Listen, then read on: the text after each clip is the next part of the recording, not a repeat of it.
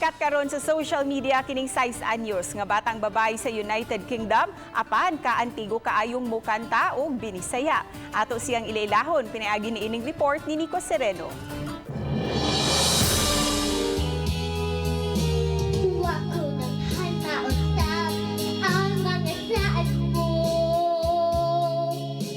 Nagmaalon mo ako sa nanglahilayo.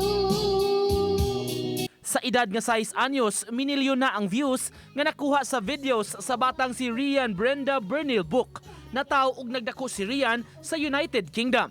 Ang iyang inahan, lumad nga taga Bayugan City, Agusan del Sur. Gisiguro ni ini nga matudluan siya og kulturang Pinoy, labi na ang mga kantang binisaya.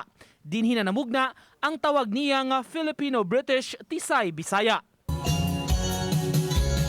Sayaw ako day, sayaw lang sa uban. Ikaw may gusto ko, nanong akong nanay na ang mayuban.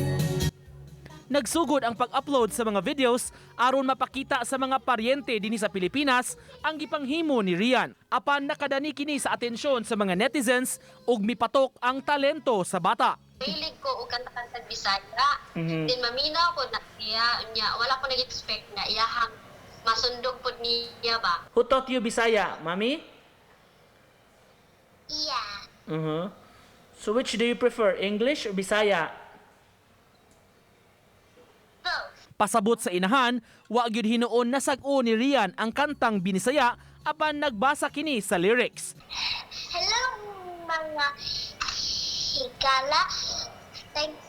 Salamat for following me and watching my videos and lives, and hope that you always enjoy my videos and lives. Salamat po!